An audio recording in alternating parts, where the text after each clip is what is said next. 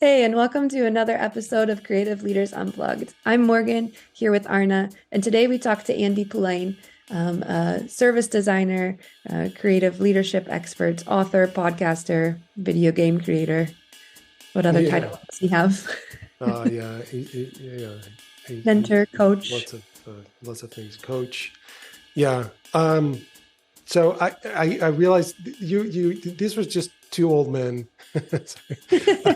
you know, reminiscing and talking away, and there's so many kind of parallel kind of experiences we had, and so you didn't get a word in. I think you didn't get a word in. I didn't get so many words in. It did have, but it was a bit more of the style of, okay, these are two people who clearly have the experience, who clearly are resonating with each other and understanding what's happening.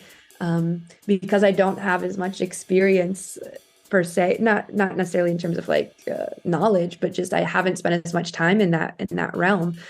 I didn't have as much that I could, of course, all interesting and fascinating and insightful, but for me, it was harder to say, oh, yeah, okay, well, I have this interesting bit to add here. So, Yeah, it's because, and I kind of felt that there's a lot of inside information, sort of, because we are sort of part of this, we have been part of the same community of people in yeah. the same, that speaks a specific language and Mhm. went through a specific evolution. And so, which to me, so I could have gone on for many more hours, because it really helped me, this conversation. Good. You Yeah. also just kind of because I haven't talked to any in years. Mm. So basically, did he end up in the same place as I am now? Right. So we kind of we talked years ago. We were Mhm. way more in a sort of a smaller community, part of a smaller community that kind of knew each other. Then we kind of drifted apart. Mhm. I haven't really followed his work or his conversations that much. And then now we kind of connected back and started sharing our kind of, what's up now, and where did you go and what did you learn and what is your conclusion after all these years, Yeah. where we are now.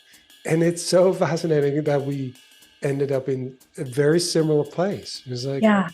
so, so yeah, that was And I can cool. imagine there must be like, and that's what the thing that he talked about at the end is these stories he's finding among people, and it's being able to recognize, hey, you're not alone, or hey, I had that same exact experience. Yeah. So to have to run into somebody too that has the same of, it's a really confer like affirming and energizing thing also for me, um to have that recognition and realization. So Yeah.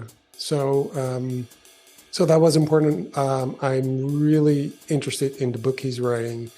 mhm. There is and go visit him on LinkedIn, Yeah, obviously, and become part of the what he calls the early draft community of his yeah. book. And the topic is around navigating the leadership dip.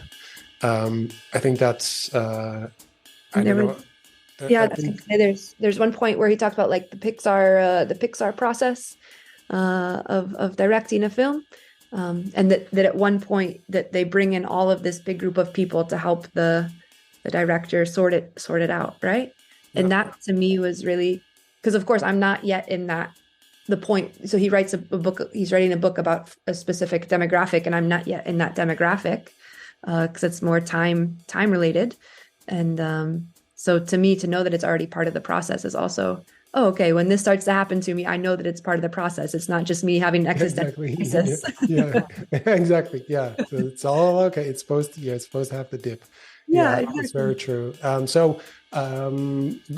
Go and visit Polain.com. So it's Mhm. POLAINE.com. And you can read all about it. So, yeah, enjoy Yeah. the conversation. I'm Andy Polaine, and I live now I live in Germany. And the question that often happens first is, where are you from? And that's always a difficult one. So, I'm English, as people can probably hear. I lived quite a long time in Australia, twice actually, And I live in Germany. I lived a long time in Germany as well. My wife's German. So I'm English Australian or British Australian these days. And we'll see if I get the German one as well. And so, where you're from is a kind of really difficult question for me, because I haven't. I'm coming out. I think in a couple of years' time, I will have lived longer outside of the UK than in, and I've certainly lived, more of my adult life outside of the UK. And in terms of kind of what do I do or who am I? I say I'm a design leadership coach, and sometimes to lay people, I will just say I'm a leadership coach for people in design. That's kind of easier because I think people who might not understand what's the difference between design leadership and something else. And then, secondly, I guess now I'm an educator and writer and podcaster too. But, mostly those are the four things I do.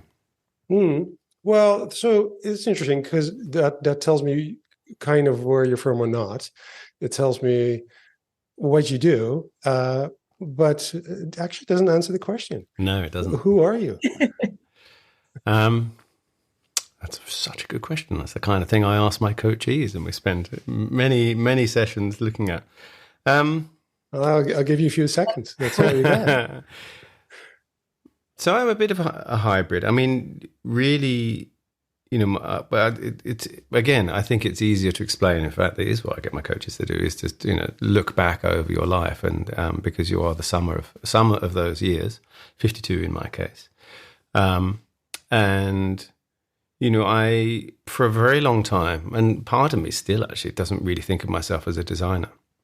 I actually went to film school because I wanted to be a film director, and prior to that, I had, when I was less than 10, when I was a young kid, I really wanted to do visual effects for films, and I was recently looking on Disney Plus. There's a whole documentary about Industrial Light and Magic, which is the visual effects company that George Lucas set up to start to do the visual effects for Star Wars. And that was it for me. That was the moment where I thought, I really want to do this.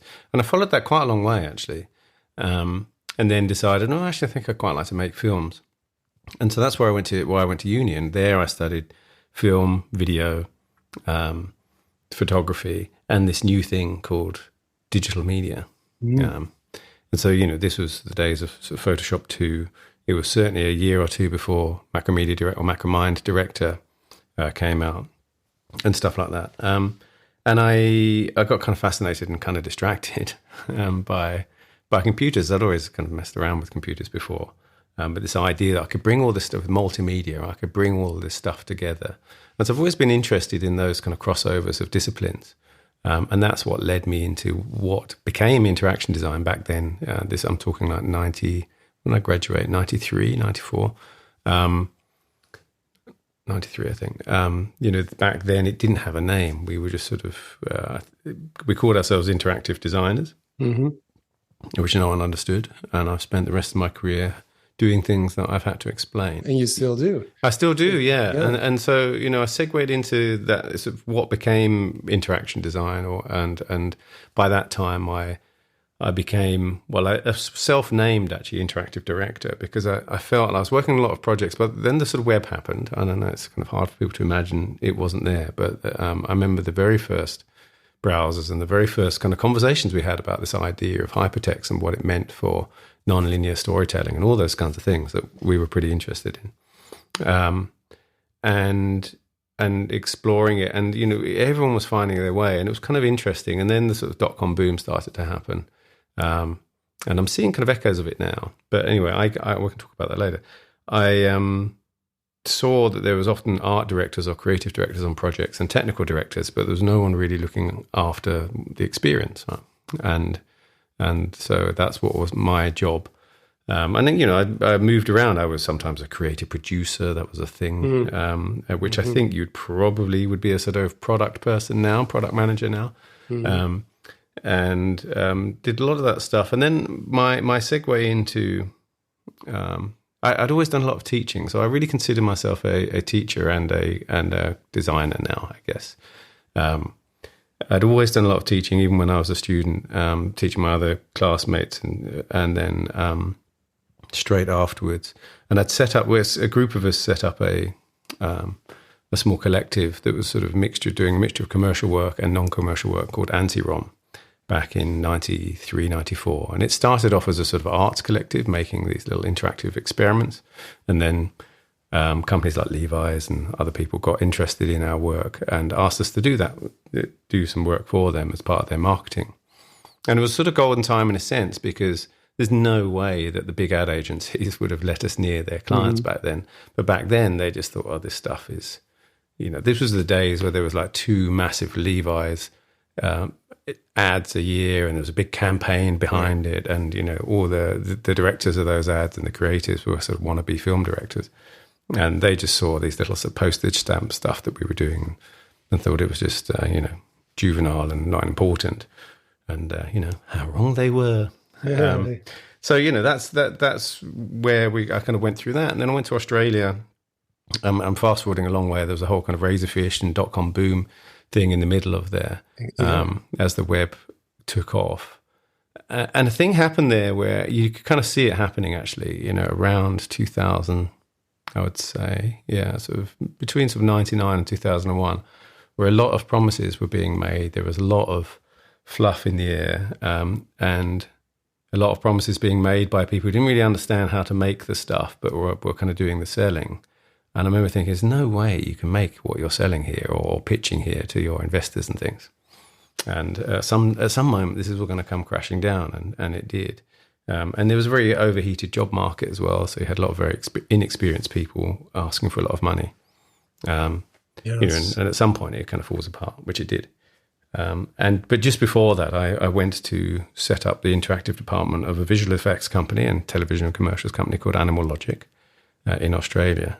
And they are known for now. One of the things that made them famous, they did a lot of TVCs in Australia.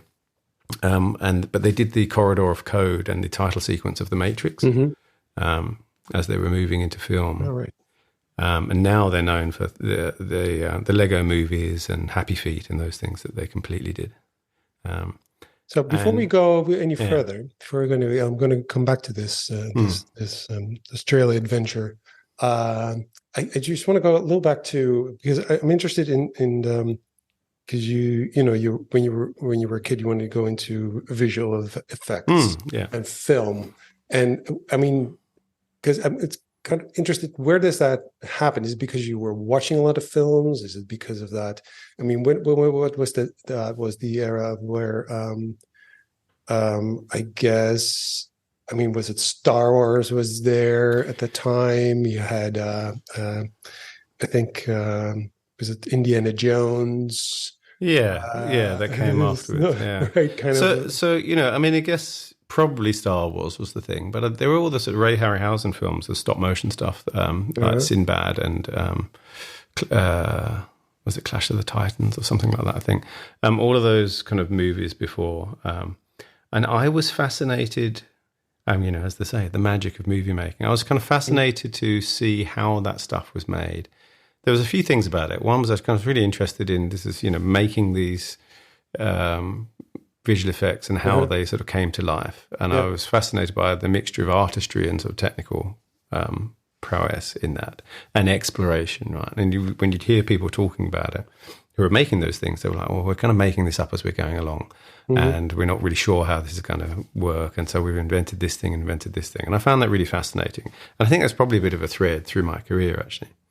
And then, I've always been interested in popular culture. And I was fascinated in the idea. I never really wanted to be, I didn't want to be in front of the camera and be a star. I liked the idea of making a thing that then became part of popular culture. Right. That kind of everyone knew, but that you could still go to the supermarket without being mobbed. That's very wise for a child to think of those. I think that came probably as a teenager, but early on, I just wanted to kind of mess around with that stuff. Did you? And because I'm thinking back to my own childhood, and we would record little like commercials. Or one time, I found the script of Grease, so we recreated Grease. As 8-year-olds do, But what were the kind of things that you were making then as a kid? So I'd make kind of, I have a picture. So there's a photo, and I found it the other day when I was going through helping my mum clear out some stuff. I had a little action man, the Americans would know G.I. Joes. And he was on a tank, and I had a sort of compost heap. And I remember taking photographs, and I must have been pretty young. I was probably about 6 or 7, taking photographs at these different angles and sort of trying to create these little scenarios. And I don't think I'm kind of unique in that. I mean, I think what you're doing as a kid is trying to recreate the stuff you're enjoying. Right? So I had a computer called a ZX Spectrum when I was about sort of 10, 11, 12, which was a very early home computer, sort of akin to the Commodore. But in the UK, it was a big thing. And my friends and I were starting to try and sort of make our own video game or computer game because that's what we were playing and stuff. So I think that's kind of largely where that impulse comes from. I did that. Oh my God. I played around with the Commodore. You can program something and you have to, I just know that there's this thing you go and you go run and then you click and you go. Basic. Yeah, basic. Yeah. And then something happened and yeah, exactly. Those are exciting times. Although I'm not sure if I mean, in hindsight, to be honest, then it was like, yeah, we just play around with this thing. We had no clue what was going to come next. You know, it's interesting, right? So you have this early home computer, and now looking back, what happened after that is like you can't even imagine. It's amazing actually what changed. I had a modem actually when I was like 11, 12. It was kind of, it was incredibly slow. I can't remember what it was, like 1300 baud, which is like, your smart lamp probably, speaks fast, communicates faster than that now. But, it was, and it was like a kind of teletext type of, interface. But I remember this idea of sort of getting online, was an amazing thing. Yeah. But for me, it was because of my father. So my father brought that home because he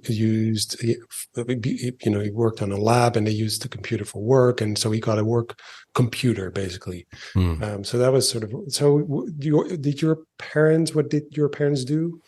So my dad was, started as an artist and then became a graphic designer and then started his own little sort of one-man and then two-man graphic design and then advertising. So he went graphic design, sort of corporate identity, and then into advertising. And that did pretty well for some time. Got caught in the recession in the late 80s in the UK. And went under. And partly, there was a sort of lesson there, which I see over and over again, which is, over-expanding whilst time is good. And then, advertising is obviously one of the things that gets the axe very quickly when big companies see that things are kind of heading into a recession.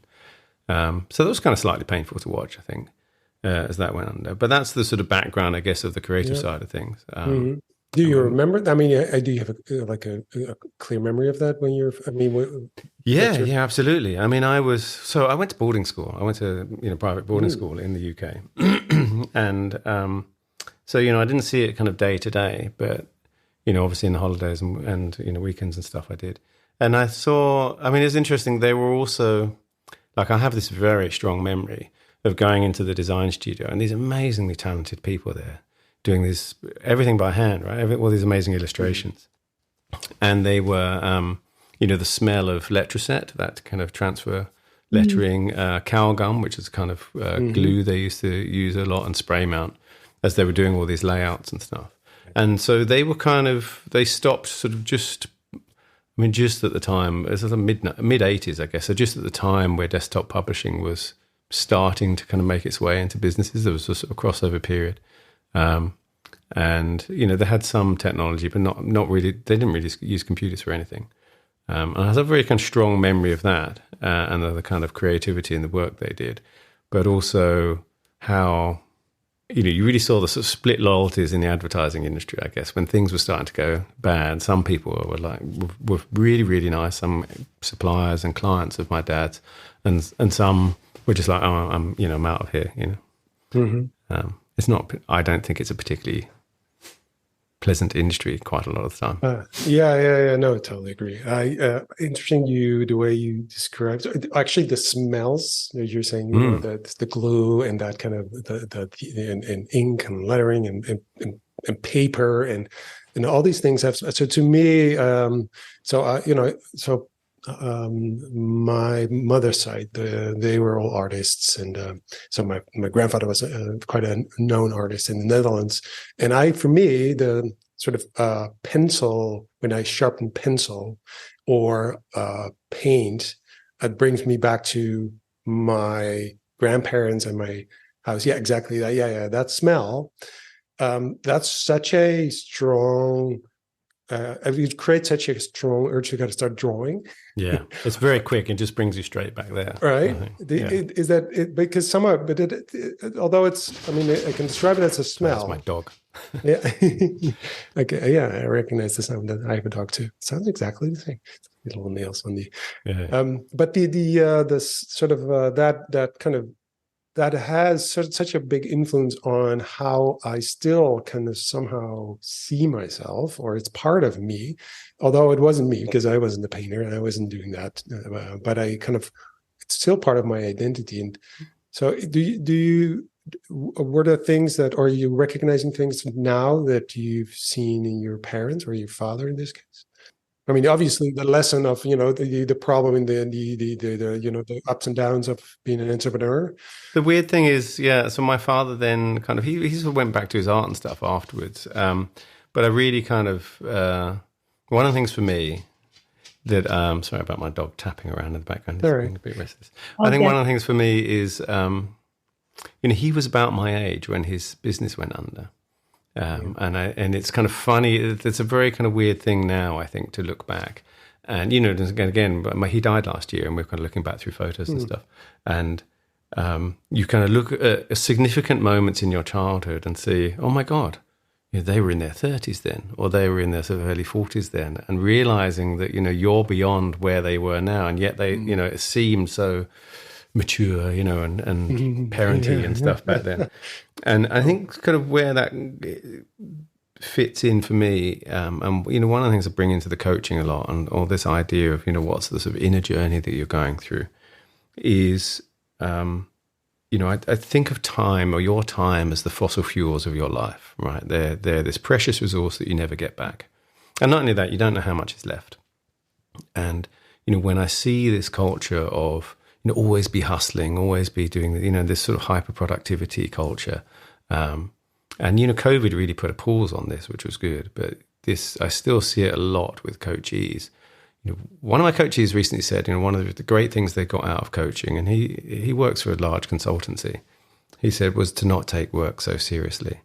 And I think it's really important because you can get very, very wound up, very, very stressed, make yourself ill, burn out, because you're being pushed. And you take on that kind of push to be incredibly stressed and worry about what generally is a set of made-up numbers not matching another set of made-up numbers in order to make wealthy people more wealthy quicker. And it's really important to kind of reframe that. And I'm not saying you shouldn't work hard. I'm not saying you shouldn't be productive and all of those things.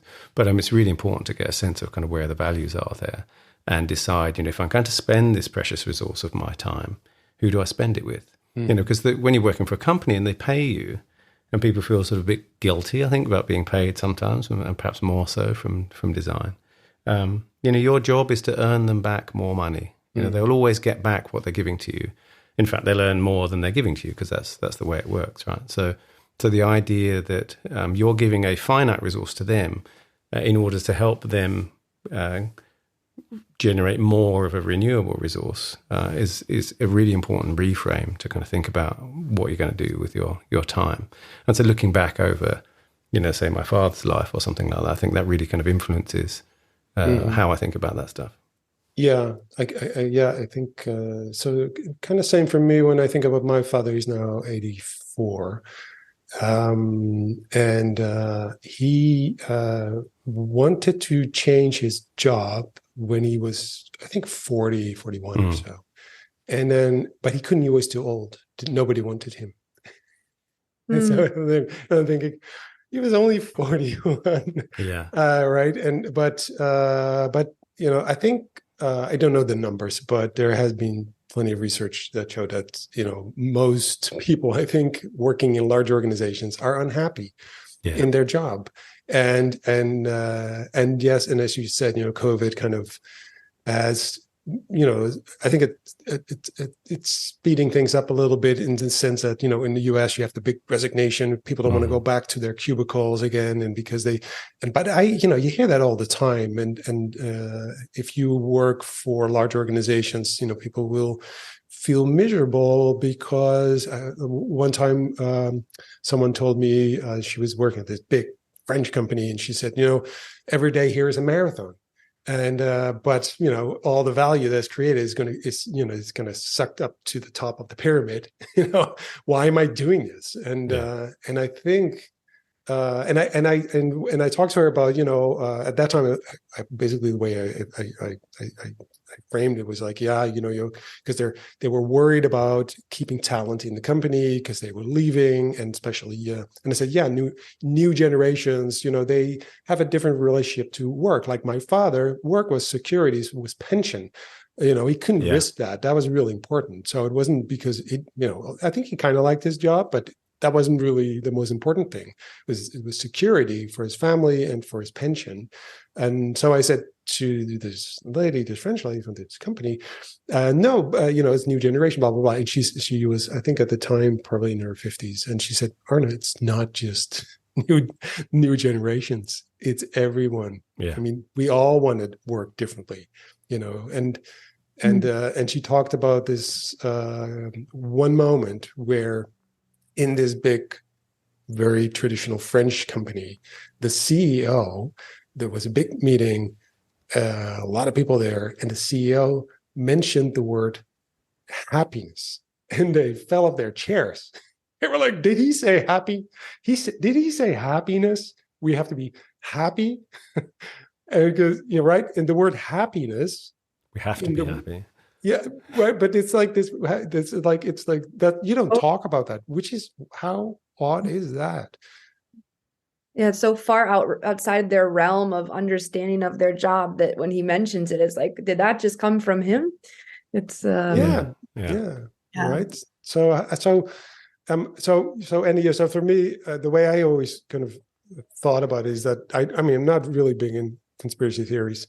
I love them, by the way. It's amazing. I love flat earthers, and it's fantastic. So because it tells you so much about human psychology and groupthink and all that. It's amazing. But if there's one conspiracy I think we did to ourselves, is this idea of work-life balance. Yeah. Right? Like, there's only life. There's no. What do you mean work-life balance?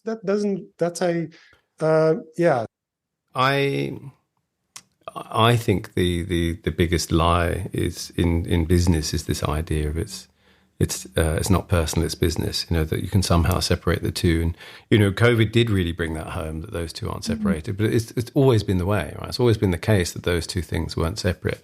We just kind of felt we could, and there's sort of historical reasons for that, because certainly in blue collar factory work, you basically left you could leave, your mind was your own, your thoughts were your own. You could kind of leave your mind, if you like, at home and go to work, and your body was being kind of worked more than anything, because the whole point of a factory was, unskilled labor, and the whole sort of Taylorist thing, which we now know is sort of based on quite a lot of fake data from Taylor.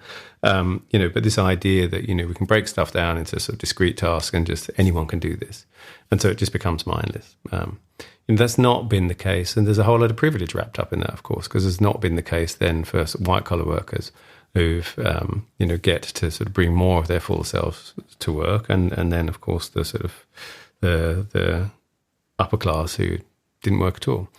And lived off everyone else's labour. So there's a background to that. And even if you kind of move forward into, say, what we were talking about with your dad or our grandparents, there was a longevity to the companies they were working for. Their work-life balance was very, very different. I think it's really interesting if you look at even watching something like The Crown, and you see that there's,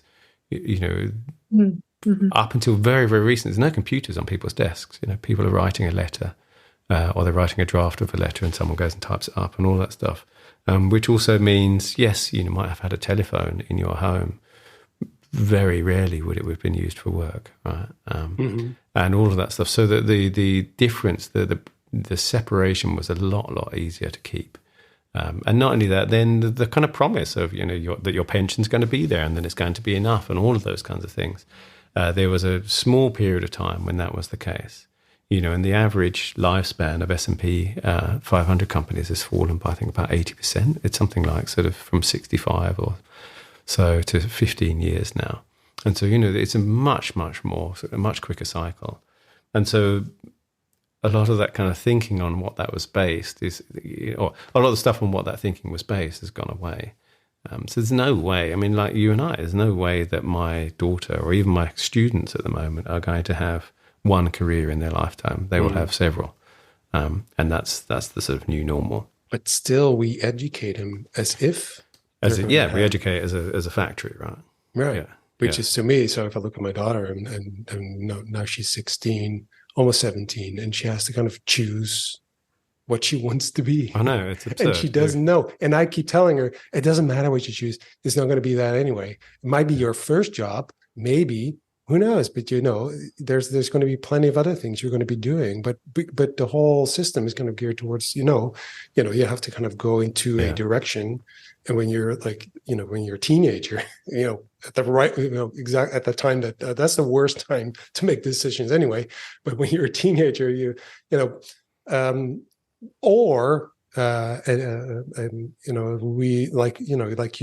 your story is, it does kind of start with, you wanted to be in visual effects, you wanted to be movie making, so you kind of take all these little things on your way. You do, you have these different jobs, different experiences.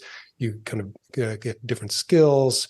You go into interaction design. Nobody knew what that was. And you grow, so you become a teacher, et cetera, et cetera. That's actually really common. I hear that kind of stories a lot, where even what you started doing as a kid later really start making sense. Like, oh yeah, I've always been interested in that, and I've always done that. But school doesn't really pay attention to that at all, which is such a it's the industrialization of school a little bit. I mean, my daughter, we took the decision to put my daughter in a Steiner school, which here is not really a kind of private school; it's still kind of part of the system, and so which is nice. And there's much more rounded. The arts and humanities are much. Very much more included in the curriculum. It's not this very, very narrow focus on STEM, nor on kind of grades and stuff. It's only she's 14 now, as of about, next year that they do any kind of grading or anything, which I think, it's been fantastic that. And I think that to sort of bring it back to that kind of journey, one of the things I did when I was about 16, 17 and having to choose what in the UK, my A-levels would be, I remember thinking, well, what jobs would I like, and finding out the sort of A-levels you'd want to do. And I'd think, well, I don't really like those subjects very much. And so I took the choice to do the subjects that I enjoyed, because I thought, well, if I enjoy that, then I'm probably going to enjoy the work, the job that is, going to use those. Whereas I saw friends who were like, well, I want to be a lawyer and something, or, a doctor, and they were having to take these subjects that they kind of really hated and was really grinding through it. Now, I don't know whether they go on and enjoy their work or not, but I have seen several of my closer friends take major pivots in their careers. And it's kind of something that's stuck with me now, when we don't often, I think there's a lot of kind of drift that happens. Some people really plan out their careers, but I don't know how much their actual career matches their plans. But I think we often go from role to role to role, and we kind of think, oh, that looks interesting, My next role should be, this, I'm a lead now, or I'm a senior now, my next role should be a lead. And we sort of climb the ladder that is placed in front of us and don't do that much reflection about, but actually the role is an abstraction, right, of what your daily life is. And it's the day-to-day activities that either energize you or grind you down. So you could be the chief design officer for somewhere, and your daily life is spent on Teams calls, Microsoft Teams calls, trying to persuade kind of senior leadership of the value of design. Now, if that energizes you, and I know a couple of people for whom that's the case, that's fine. But, I mean, I still do spend my life on Zoom calls, but I do it with coaching, and that's what energizes me. I think I would get kind of frustrated and bored probably by doing that other role, of keep sort of repeating myself over and over again, to sort of senior stakeholders. For other people, sometimes they take on a role, and actually they find that what they're doing every day just they don't really enjoy it. Sorry, dog again. He's a Dachshund. He's got long ears and he shakes his head. And for other people, I think, one of the things I do with the coaching is to look through, and it's what I did for myself, like what are the things that if I look back on my life and I think about the times when I really enjoyed what I was doing, and I had that sort of spring in my step afterwards. I felt energized. I call it that sort of in love feeling, actually, where you're kind of feeling a little bit floaty, it's like, in flow. What was I doing? Who was I with? What were we doing? Why were we doing it? And what was the purpose of what we were doing? And what was the, very, very tangibly, were we in a workshop? Were we up at the whiteboard? Were we on, a Zoom call and batting ideas around on, Miro or something, and that's really, really important because it's the stuff. Your body doesn't lie, usually. Can you describe one of those moments where you, where are you?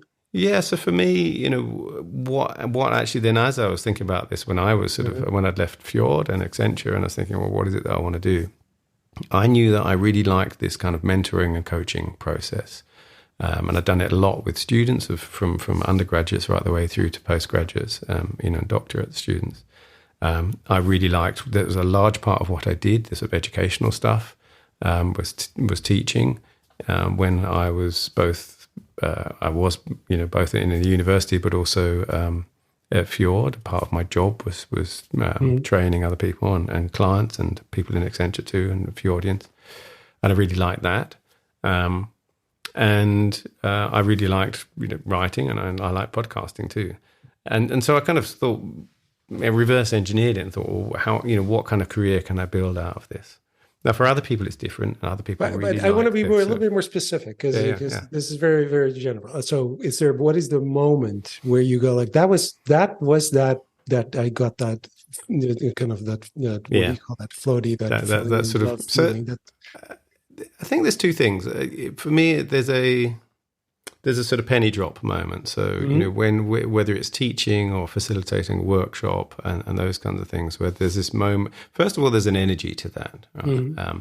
And secondly, there's this moment where you can just see people light up and get it, something that had been very messy, I say murky, but it's probably just more messy. And in service design, because that's a whole ecosystem view of things, there's this moment where everything's connected to everything else, just don't get it. And then there's this moment where you kind of find the right, sometimes it's like the Zoom level, the right granularity to look at this. Sometimes it's the right sort of metaphor or analogy, and it just kind of clicks, and then everyone really kind of gets it. Or you see there's 3 or 4 different concepts that people are working on, and you see how there's a moment where you say, oh, do you know what? These all fit together as a coherent whole. And that's really great. Yeah. For in teaching, a moment where someone who's been confused by something suddenly just gets it. It's incredibly rewarding. So it's you can tell because the way they respond or kind of just you can tell that you made impact. Yeah, exactly. The feedback loop is quite short on that. Right, on one person, right? It's a person. Yeah. It's not. Or it can be a class or a group. Yeah. And I think in coaching there are moments where I guess there's 2 things there for me. One is these moments of realization as I start off with quite a lot of self-reflection, kind of like we've been doing here. And then there are these moments where people realize how something from earlier is shaping the way they think about this now, or there's some kind of reframe in what they're looking at now, or dealing with now that completely changes the way they respond to it, and therefore sort of unlocks them from what's often a bit of a kind of painful dynamic. Yeah. And it's, you can see there's like this kind of penny drop again there, and this kind of freeing moment. And then afterwards, when they reflect back on it, on the coaching of how things are different, to see their lives improve in some way, to have the confidence or courage to either, whether it's speaking in front to the C-suite or whether it's going off and doing their own thing, that's super rewarding too. Yeah. And for yourself, have you had one of those penny drop moments for yourself? For me, when the pennies dropped for me, Yeah, like a recent penny yeah, drop. yeah, quite a lot. In fact, I mean, it was the sort of beginning of the coaching for me, where I'd obviously been doing quite a lot of it informally, both as a senior leader in Fjord and then in my educational role too, and in other areas. And there was a moment where, so when I left Accenture, my contract finished at the end of February, and I'll tell you the year in a second. And I was like, I had a few clients lined up for doing some training stuff for their design teams. And I said, well, as of the 1st of March, I can sign the contracts. And that was the 1st of March, 2020. And so, lockdown and COVID all just kind of kicked in. And Yes. and one of the things that happened was training budgets, because in the minds of the powers that be at those organizations, training meant a lot of people coming together in one place, even though we were probably going to do it remotely. And, everything just kind of went topsy-turvy. But during that time, my wife, who is a psychoanalyst, she was listening to me having a phone call with one of my potential clients. And the phone call went on for like 2 hours, because the first bit was about the training thing. And then the second kind of hour was this person saying, yeah, I'm really not sure, how I can get more traction with stakeholders. And, I'm really struggling to think about how I should set up the team stuff. So I was I was sort of coaching them through it, just to get the sort of, to get the job, as to be a good kind of sales call. And my wife was the one who said, why are you giving that all away for free? And I had this penny drop moment of like, oh yeah, that's the work. And I really enjoy that, actually. Oh yeah, that's really cool. Very cool. Oh, that's the work. Yeah, that's the work. And and I think that happens quite often, where people go, I realize that, oh, it's not this. Yeah. And, that happens a lot in the coaching, where someone comes in and goes, so I'm coming into coaching because I've got these problems and I'm having this struggle. And about 3 or 4 sessions in, there's always a moment. Whereas there's a Jungian analyst called James Hollis who says, it's never about what it's about, and there's this moment where they come in and they go, oh, it's session 3 or 4. It's not that, it's this. And that's the stuff we need to work on. And that is the thing I'm guessing that gives you that feeling of when you kind of uncover what it's actually about. Yeah, So it's great. It's really right. Great. That's I recognize that. I think everyone who's in coaching or teaching or facilitation probably has that, enjoys those moments the best, because that's when you kind of break through. You go, that's the thing. And you don't, it's basically in the heads of the people that you're either coaching or facilitating. That's where it happens. All of a sudden you see it in the penny drops in their heads. Because even though you kind of felt there was something going on, and all of a sudden goes like, oh yeah, right. And that's so rewarding. And so to me personally, I mean, I think, I don't know if you kind of have the same kind of experience there, but if you do a lot of work for large organizations, specifically large organizations that are kind of, very complex, and there's so much happening, so much politics and emotions and all that stuff.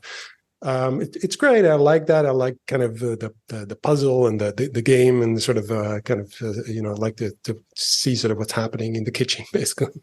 That's great. But actually being able to, you're having someone in front of you, and seeing them kind of get it, or somehow the penny drop, or just have an emotional connection somehow, opposed to, doing a project for a big company and, did a whole bunch of workshops.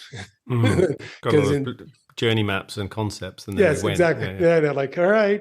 and then, especially in the early days of service design, nothing really happened, because they couldn't really implement, and so that I think, and maybe that's sort of also a little bit of a segue into kind of the topic of design leadership or creative leadership, is where, because I feel that the early days of service design, and generalizing, obviously, we spend a lot of time in doing workshops and kind of doing inspirational workshop, creative workshops, coming up with great ideas, et cetera, but really, making impact into the machine, if you will, really changing things.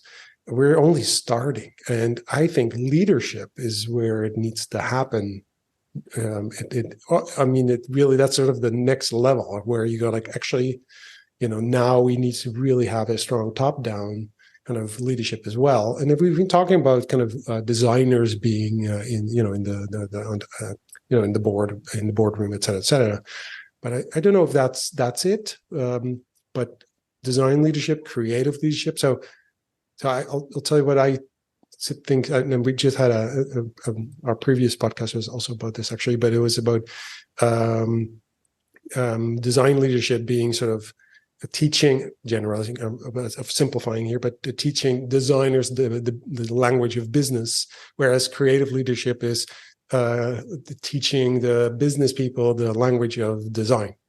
Then it's simplified. Yeah, that's nice. Yeah. So where are you in this story, and how, what's your thinking about this? So I had a conversation yesterday and the day before actually, or last week, and I feel like we're coming back around a cycle. I feel like I'm having the same conversations that I had about 20 years ago, about this industrial, we talked about it before with education, this sort of industrial model of kind of thinking about businesses. And that was one of the sort of big things about talking about service design, saying the sort of the 20 teens, was this idea of, moving from this industrial model, this idea that a company is a factory that kind of produces a thing and then that gets shipped, to seeing, services are these ecosystems that are never finished. My favorite metaphor for this is gardens, right? You don't ever say we've shipped the garden. It's never finished, right? You're constantly tweaking it and messing with it. And I think that's much more what services are like. And most things are services, as you know. And I think, I'll come back to the kind of business thing in a second, but I think one of the things that's happened with the rise of product, which has been sort of great in many respects, and I see a lot of parallels in product to a certain level with the sort of production process in film and TV. It's quite sort of regimented is maybe a bit too harsh, but it's there's a sort of process there. One of the downsides of it is that I think it's re-industrialized design. I mean that a lot of the red thread that ran through from research into insights. I mean, that book was called From Insights. The tagline was From Insight to Implementation, for a reason, right? Because of this idea that you really need to be able to kind of carry that through and not keep breaking stuff into smaller chunks, because the bigger ecosystem is too difficult to get your head around, the complexity. Or if you do divide it up, that you still maintain the links and where one touch point leads into the next, or where people sort of shift channels, what the kind of bridges. The delivery work talk about these as on and off ramps, between those things are really important. And I think, in the worst case of like sort of feature factories in kind of product, what's happened is designers researchers got split off. And at Fjord, for example, we always made sure that the designers, all flavors of designers, were also doing some research. There might be someone who's a research specialist setting it up, but they were all going out and speaking to people right the way through to sort of the other end. But I see, feature teams, or sometimes it's divided by feature, sometimes it's by a sort of moment in the journey or whatever, and squads or teams or whatever they're called. And they're split up, and you often have like one or two designers in each one, and they don't really have that common thread across each other. And as a discipline, it's got kind of split up again. So it's like they're all on different bits of the assembly line. Design, I think, is partly to blame here. I think there's a generation of people who shifted, either wanted to just immediately come out of uni and do that, or shifted to being product designers because that's where the hot salaries were, and kind of allowed themselves to have that sort of strategic and the thinking role, ironically, even design thinking, sort of taken away, and a lot of that has got kind of pushed, taken back into project management and product management and product. And I think part of the issue there is that fragments everything again. And our whole thing in service design was, hey, we want to try and sort of, if not break down the silos, at least build bridges and sort of make them porous between them, so that we understand how everything affects everything else. And so that's sort of become re-industrialized, and that's why I feel like I'm having that sort of conversation all over again. Yeah. I think what it has happened in business is that kind of systems thinking, ecosystems thinking, is not naturally part of the kind of language of, not naturally, it's not culturally part of the way that a lot of people who go and do an MBA think. It's very much still very industrial, that a business is a machine, and your job as senior leadership is to optimize the running of that machine, rather than a business is a garden, and your job is to try and is keep an eye on kind of what's growing too fast, what's not growing and not thriving, and to create the preconditions for everything to thrive, and to respond to environmental conditions. And so I think that's a kind of a side effect of the rise of product. For all of the good it is, and I'm friends with lots of really kind of well-known product people, and I don't mean this as an insult, but I think a side effect of it has been it's allowed people in business to get back into sort of bad habits again, or slip back into bad habits, because even the language of product. I gave a talk about this at Mind the Product in Hamburg last year, about that. The language sets your mental model, right? There's this phrase of words create worlds, and so if you talk about product, right, a thing that is a discrete entity that then gets shipped. No one ships anything. If we talked about people, we deploy the code, and so you upload some stuff to someone else's computer somewhere else in the world, right? It doesn't sound as sexy to say we FTP'd some things, but basically that's all you're doing is you're putting some stuff. We planted some code in the existing garden, in the ecosystem.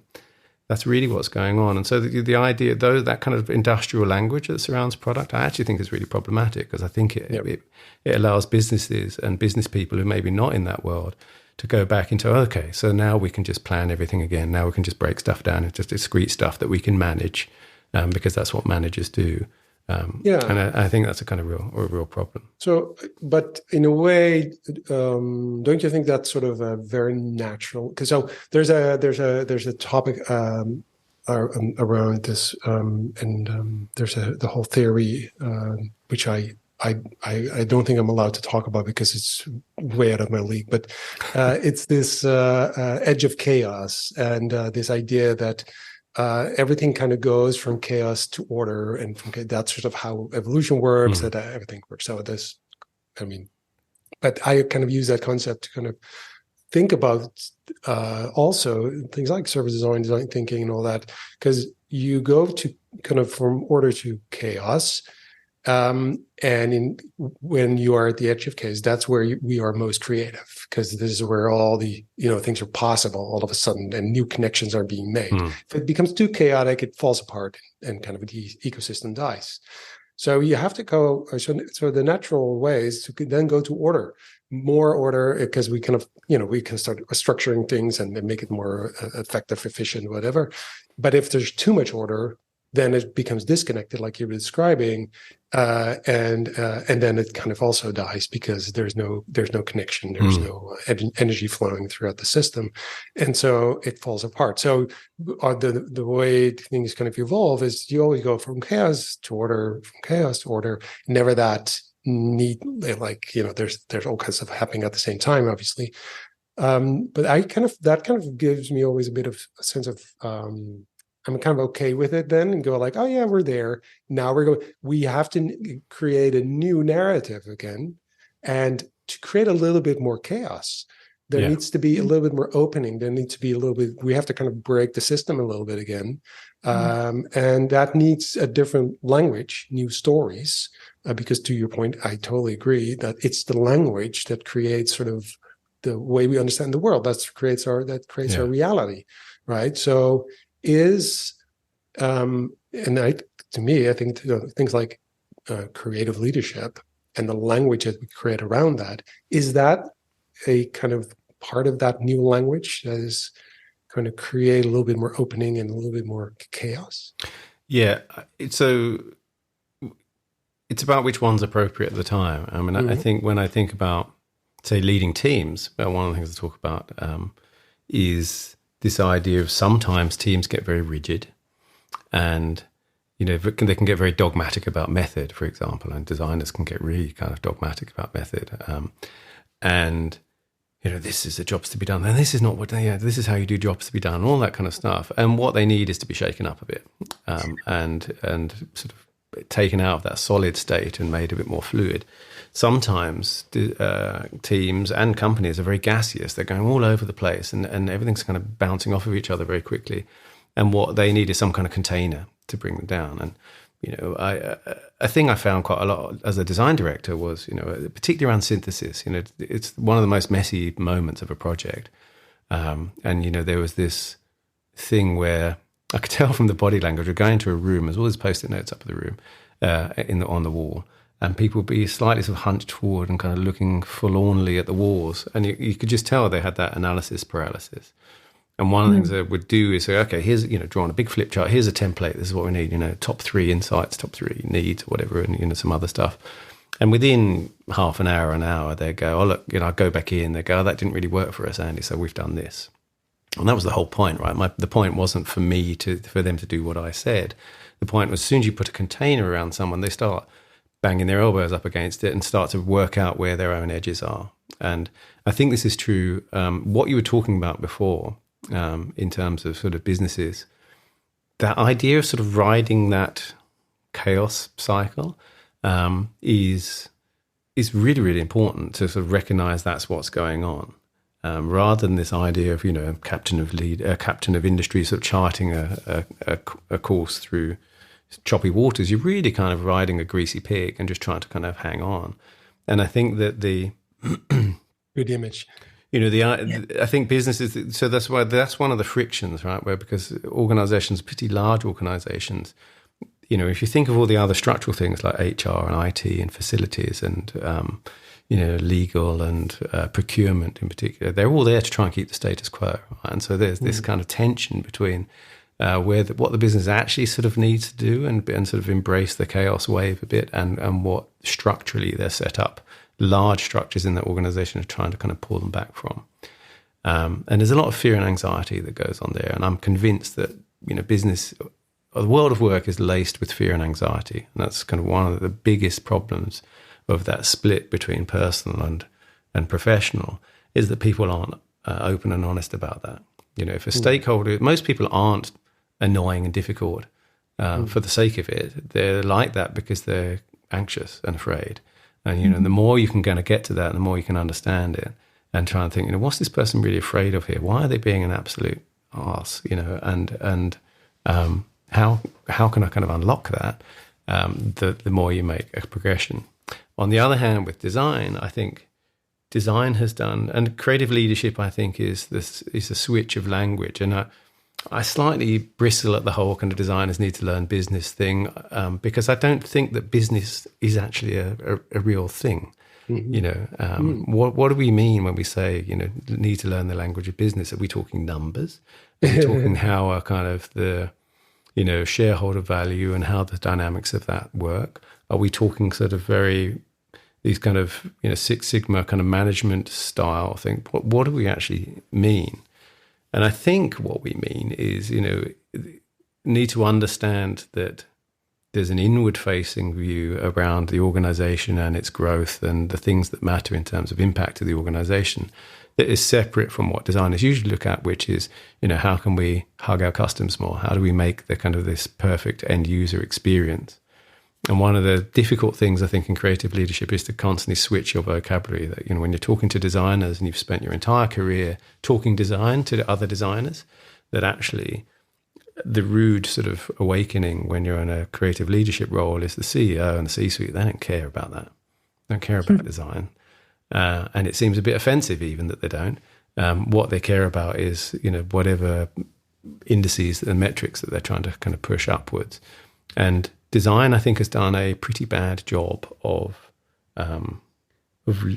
doing the storytelling, of linking the kind of work that we know is important as design to business impact in a way that sort of keeps that linkage intact. I see a lot of creative leaders sort of just become numbers people. And then what's the point of you? What's the point of you compared to any other MBA? And if they're not really bringing that design lens to that, senior leadership conversation, then you've kind of lost something there, and that's a really tricky balance, I think. But a lot of it, I think, is to do with the storytelling of things.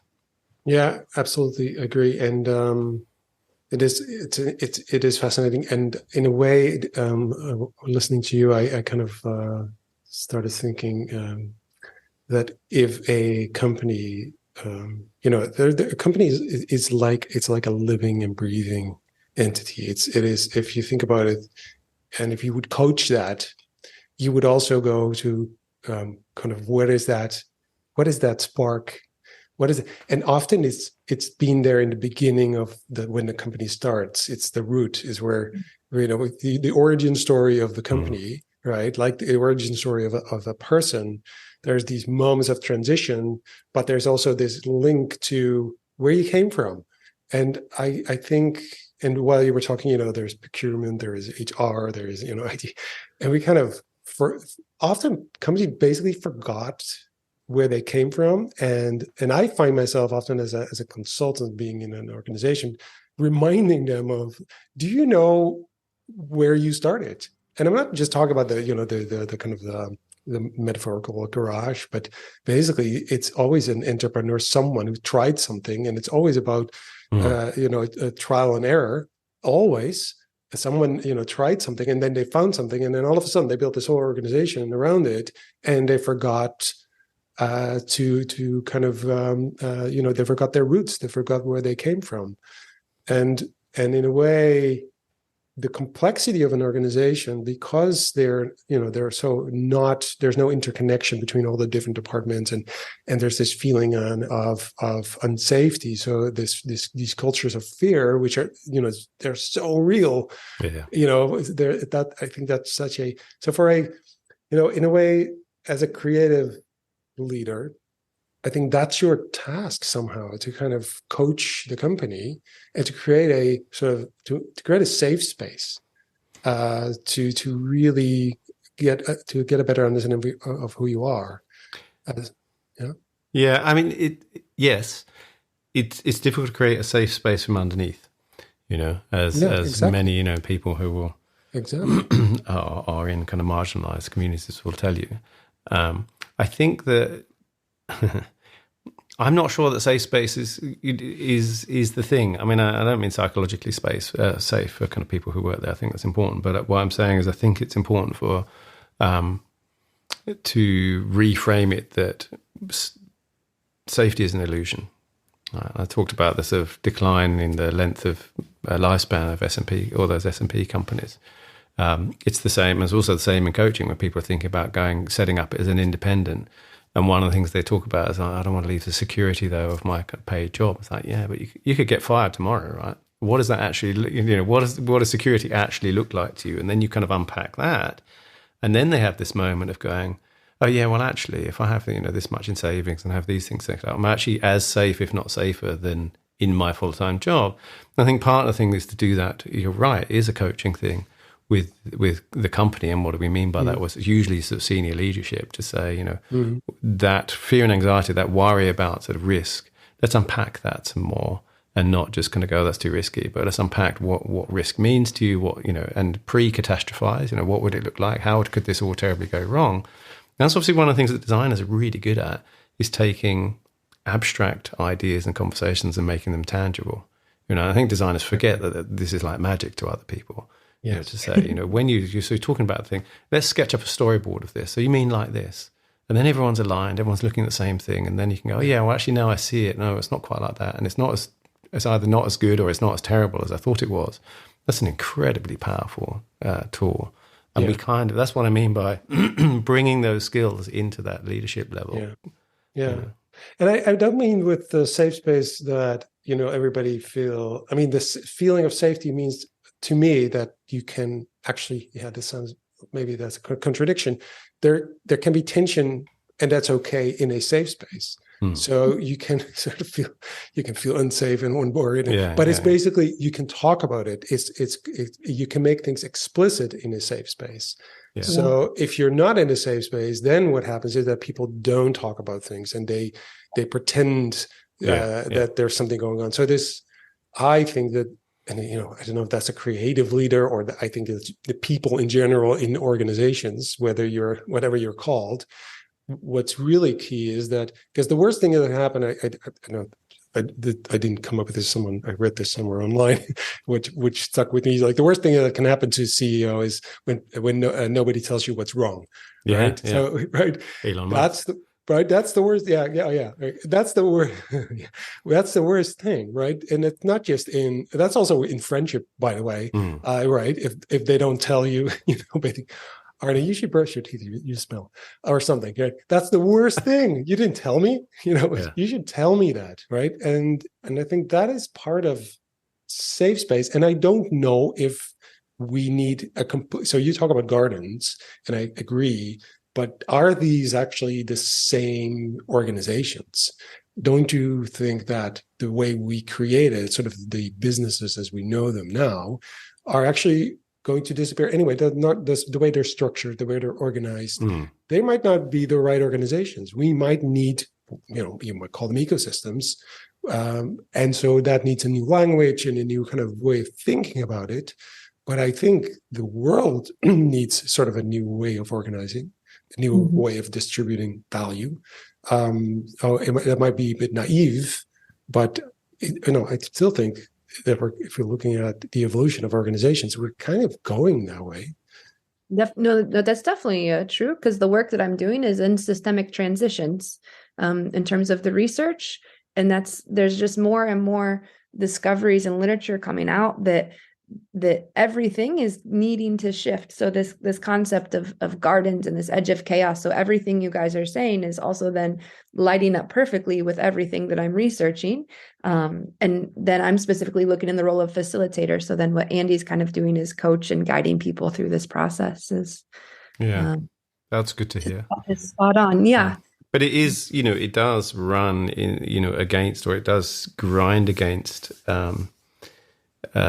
this not very long history. It's like 150 years of sort of the idea of a corporation, of this stable structure. And I think we quoted at the end of our book. We talked about, and at the end of my PhD, called Alvin Toffler. He wrote this book called The Third Wave, and this metaphor of the waves was, there was sort of agrarian wave and then industrial wave and so forth. And as one wave recedes, it sort of sweeps around the world. But sometimes one wave is still sweeping around the world whilst another one is receding, and so you get like this riptide. If you've ever lived in Australia, you sometimes really see it, like the kind of the backwash meets the wave coming in, and the water just kind of sprays up in the air, and there's this kind of friction there, or it's like tectonic plates, they sort of grind against each other. And I kind of feel we're absolutely in a period of that. And then if you took the long view and you just go, well, that's always been the case, but it does definitely feel, if you do take the long view, you see, that industrialization is such a tiny kind of blip at the moment, in the kind of longer view of human existence. It'll be interesting to see how that kind of pans out. But I think that, to bring it back to the kind of film stuff, there's two things. One was, Arnie, when you were talking about that sort of coaching thing, Mark Curtis is one of the co-founders of Fjord, and I still use this in my storytelling and sort of pitching, presenting workshop. Talked about this idea of, design's job, whether you're a consultant or internally, is to be like the trusted mentor. So, Obi-Wan Kenobi, but my favorite ones are like Donkey in Shrek and Dory in Finding Nemo, because they tell the hero the thing they need to hear that they probably don't want to hear at the time. And what's so brilliant about sort of Donkey in Shrek is, Eddie Murphy's, there's no filter there, right? Just saying everything that kind of occurs to him about Shrek at any moment. He has absolutely no fear either of Shrek, and all of the usual kind of dynamic has gone away. And I think that's a kind of a really nice way to think about it, and that's very important.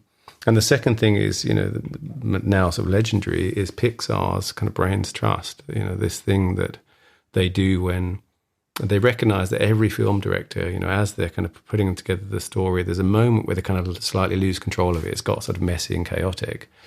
And so they have this brain's trust, and it's a group of people. It's made up of other, directors, made of other sort of trusted people in the organization. And they take the script and the story and they just really kind of pull it apart and rebuild it again. but it's understood that this is not an attack on that person who's the director.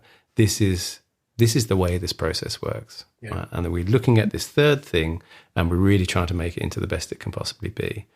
And that's what I kind of, when you were talking about the safe space and stuff, that's what I kind of understand as a safe space. You know, that the focus is not on the person, but it's on this thing. And that has to be really intentional, the way that is structured, but there also has to be a lot of understanding of like, this is just the process of this thing. Like all projects are going to go through, I was talking about synthesis before, all projects go through like a messy middle, and synthesis is one of those areas. And you have to kind of trust that, you know, we'll come out the other side of this and not panic and not have the fear and anxiety kick in. Which kind of combines also we combine safe space, but also the sort of willingness to let go, and order and chaos. Yeah. So creativity needs this chaos, but then you need order in that creative process as well, which is what drew me to design thinking, really, because to me that was what it was, sort of order and chaos. You know, you can create chaos and then put it back in order again, but then you have to break it again because that creates new options. And creative leadership for me is someone who creates these options you didn't even know were possible. So it stretches those boundaries. That's someone who says, yeah, but you can also go here, you know, push it a little further, you know, and then everybody goes like, oh, I'm allowed to do that, or is that okay? So I think that's where a creative leader should come in, whether that's a designer or not. It's just someone who gives all these options. And so, and I kind of want to link back because, you know, I do really want to talk about sort of your maybe a possible upcoming book. Yeah. And I was reading the sort of there's a little blog post you wrote down on navigating the leadership dip. Yeah. And I kind of want to so first of all, because this is part of your journey, right? So here you are, you go like, yeah, this is a topic I want to write something about. Yeah. Can you tell me more about this? Yeah, sure. So I wrote this piece a kind of a while ago, and I've been thinking about, I talked about it like over the years. My first sort of real leadership role was at Animal Logic, and I was pretty young. I was like 29, I think. And, you know, I was the interactive director there. I was setting up this interactive department. And, you know, I had been used to being very hands-on and making stuff. And it was the sort of first time where I wasn't really making that much stuff myself. And I thought, well, I'm going to hire lots of people who are much better than me at different things, because that seems like a smart thing to do. And when I was looking at the work that they were doing, it was kind of like, yeah, it's okay. But I've seen you do better work than that. I didn't say that, but I was thinking I've seen them do better work than that. And, you know, I had this terrible imposter syndrome moment, you know, where I was talking to someone and he was struggling, but not struggling, but he was trying to decide between two designs, I think, for a website. And we were talking about it, and I was saying, well, maybe this could be like this, and I think maybe loosen this bit up here, whatever it was. And I was thinking, God, if he turns around and says, well, you do it then, I wouldn't be able to do it. You know, I'm not a particularly good visual designer. And I noticed what happened is he would start defending. He started to sort of defend one idea, and then but the other one go, yeah, you know, and that's what I was thinking too. And he just had that moment where he just got too close to the work and needed someone else to bounce it off of, you know. And I kind of realized that my job was to sort of direct or to enable and that team and sort of design through them, but in a way, but kind of to enable that team that they actually needed. And when I started actively doing it more, the work really improved. And it wasn't because I was great, it was because I was actually just kind of helping them come out of that chaos moment and kind of help them to focus. And like I said, you put a frame around someone, they start kind of bouncing against it, and they start to realize, okay, yeah, no, you're telling me that's not working, but I'll tell you all the reasons why it is. And it's like, okay, well, maybe that's then the right one. And what I realized was, I'm just kind of finding out this stuff. And there's probably other people who've been doing this, leading teams for years, and this is really obvious. But I had this moment, this dip, which I've seen then in coaching, and I've seen a lot of other people have, where as they start to let go of the sort of identity of I make things, they start to take on another one of leadership and management, and those are slightly kind of overlapping but separate. And there's a dip in the middle where you're kind of not very good at either of them anymore, or you're not very good at the kind of making anymore, and you're still a beginner in the leadership thing. And yet, at that moment, you're supposed to be at the top. You're at the top of the pyramid, and you're supposed to know about what you're doing. And quite often, you're the only one in the company who is that senior as a designer. And it can be quite. It can kind of kick off quite an existential crisis for people. And I think it's a bit unspoken because I obviously I see it in all the coaches I've had a lot, and it resonates a lot with people where people just, some of it's imposter syndrome, but it's more than that. I think it's a real unraveling of one identity that's been formed certainly since probably teenage years, and a rebuilding of another one. And for a lot of people, it's their sort of mid-career moment too. So most of my coaches, not all of them, I've got some in their 20s, but most of them are late 30s to late 40s. And it's a moment in the career where they sort of got to where they always intended they wanted to get to, or hoped they'd get to. And now they're there, they're like, is this it? Is this what I want to be doing? I'm not sure that I like this, or I'm really worried that I'm really rubbish at this, and all of that. And yet it sort of remains unspoken because obviously, on social media, everyone's crushing it and smashing it, and it's amazing. Exactly. Yeah. And so the book is really kind of a reflection of what I've experienced through my coaches and what their experiences have been, as much as my own. And then I had this idea that came from some other people actually, about writing. There's a phrase, I think it's Andy Marachek, I can't remember if that's how you say his surname, but this idea of sort of writing or working with the garage door open, and this idea of sort of writing it a bit more in public. And partly it's because it's a bit of an unspoken thing. My thesis is there's a secret market for this book, there's a lot of people are like, oh yeah, that it's not just me. I have that too, because it's kind of not what people generally go on LinkedIn and stuff, and they don't write. I feel like such an imposter. I've got no idea what I'm doing. I'm really going through a crisis. That's not what you write. But I think there is a lot of it going on. So part of it was to sort of open that up and try and get as many diverse perspectives as possible. Because obviously, I'm a straight, cis, white, middle-aged male. I mentioned before, private school education. I'm aware of all the kind of privileges that have allowed me to kind of probably have all sorts of opportunities that I don't even realise that I had. And I want to make sure that I'm getting a lot more diverse input into people's stories around that. Because I'm really interested in exploring and writing about what's that inner journey that people go through. There's a lot of tactical stuff out there about, like Peter Meerholz's book on, setting up design orgs and, stuff around setting up teams and all that kind of stuff. But I mostly in the coaching, I deal with that moment. And for people, like I said, they're late 30s to late 40s mostly. So it's mid-career, but it's also midlife.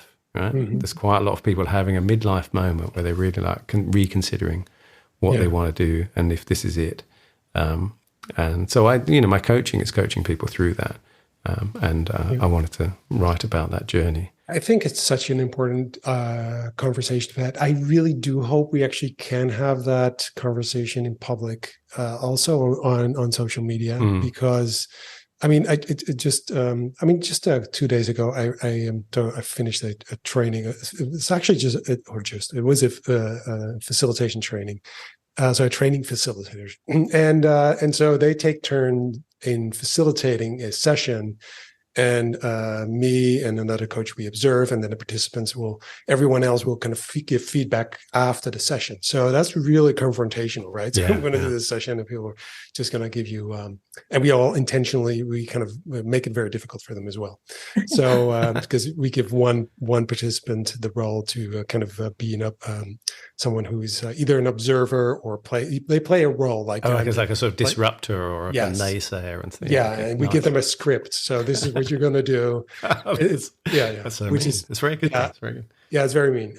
But it works. Even in person, when we do an in-person session, they don't even know in the beginning who that is or that is actually happening. So you just think, who's this terrible person? We're in a training. What are you doing to me? Right? Online, that was a bit difficult. They know who it is, but it's still annoying because they had a plan and someone is just not switching on their camera, et cetera, et cetera. Anyway, my point is that what happens is that we have these moments where we reflect. And, every time someone in the group will say, so for instance, they get reflection from the participants. So they get feedback and people will say, you look very comfortable. It went really smooth. It was really great. And you you were in control. And then the person who did the facilitation said again, a couple of days ago, happened again, said, I was so nervous. I'm drenched from, my shirt is wet from the sweat, my fear. And people go like, oh, me too. I have that same, I'm so nervous about this. And so, it's that conversation that all of a sudden makes, you talk about this imposter syndrome, but this idea that you have to be something and everybody seems to be able to do that perfectly. And, look at social media, everyone's amazing, right? And then when someone actually says, they're not, and they are nervous and they didn't know what they were doing and they felt completely not in control, that opens up so much space for the people and the real conversation and the real growth and the real learning. And so in a way, your topic, I think that's the conversation we should have. I think that is all the other stuff you can leave. I don't care about anything else. Really, seriously, nothing matters. This matters. Yeah, I mean, I hope so. I think it does. And someone said to me yesterday, actually, they said, and he's someone who's been quite senior in organizations, said, I've always I became shocked about how much of leadership or senior leadership in large organizations is performative, and I think it's a real problem. I mean, watching Succession, I don't know if you've watched Succession, but watching it makes me sort of cringe terribly because it's sometimes like it feels like a documentary. I've really seen that kind of constant sort of hedging around each other and not really saying what you mean because you're testing out to see what the other side the other person's on and all that kind of stuff. And it's not only performances; it's terribly immature. Like it's really kind of sort of school playground stuff, and I really wish for sort of more openness there. And, I can only sort of operate in the area that I know. And I definitely think, the more that people realize that, one of the things about leadership is obviously is you're making it up as you go along, and I heard years and years ago, someone once said this thing of, the disappointing thing about becoming an adult is realizing that grown-ups don't have all the answers. Right? That you have this kind of exactly. And it's actually incredibly freeing once you have that moment. Like, I'm just making this up. I'm not making it up out of kind of nothing. I have got 30 years of experience that I'm basing this on and patterns that I've seen and so forth. But that it's your job de facto as sort of in leadership is you're out there at the front, right? And if you're following someone else's thing, then you're not really doing that leadership role. So your job is to make it up, and to feel comfortable and okay with it takes, I think, quite a lot of inner work. That I think you have to kind of be. The phrase of authentic leadership is sort of become a bit trite, but the underlying question is, authentic to what? What are you being authentic to? And if you don't actually know, if you've kind of, because we don't do it enough. We don't spend enough time sitting down thinking, what am I really about? What are my values? What is it that I kind of stand for? What do I do? This is what I do in the coaching. It's often the first time in sort of 20 years people have actually done that. Because without that, you can't really then start to feel, okay, this is me. This is the shape of me. These are the things I do. These are the things I don't do. And then there's a confidence in that. You're never always in that zone, but it's a sort of center that you come back to. And then you feel okay by saying, I don't do that bit, or I can't do that bit, or I'm not interested in doing that bit. I'm going to do this. There's a sort of comfort in being yourself. But, being yourself is obviously, there's a massive amount of privilege in being able to do that. It's a lot easier for me than it might be for someone else. And B, though, there is a kind of huge relief and comfort in and confidence in that, because you're not trying to be something you're not. That's really beautiful. Yeah. I think it's scary because, right, we go into the world and this is what a designer does, or this is what a leader does, or this is what an adult does. And then you realize you can just bring your whole self, and it's really scary and liberating all at the same time. Yeah. I mean, sometimes I think it's, I respect people who don't want to bring their whole self to work, because I think that it's quite all right. I mean, that's what we also have to be careful of. It's quite all right to say, no, you know what, this bit of my life doesn't belong to you. But I think it's important to be sort of aligned to yourself. To go back to to go back to the kind of performing arts. I've become really interested recently in sort of watching documentaries I watched the 2 Ed Sheeran documentaries, and there was sort of others that I've watched. There's one about, there was a David Bowie one when he died. And it's really fascinating to watch a couple of things. One is their ability to sort of become an expanded version of themselves on stage. And someone like Ed Sheeran has done a lot of work, it's clearly a lot of effort to kind of be himself, because there's a whole machine around him that wants him to be something else. But to kind of be himself on stage, and to kind of, but it's a slightly magnified version, obviously, of any performer on stage. But then when they sort of come off stage, they sort of go back to it. I mean, Tina Turner was legendary. She was quite an introvert, really. But on stage, she's Tina Turner. Right? But I think the ability to be able to switch between those roles, and you might recognise this from facilitation, that there's a sort of gig aspect of it, where you actually need to sort of take on the projection of everyone else, that, I'm the facilitator and I'm kind of running the room at the moment. The mistake is to believe that that's what you're like, all the time. And I'd argue that's probably, you said CEOs that don't get told the truth.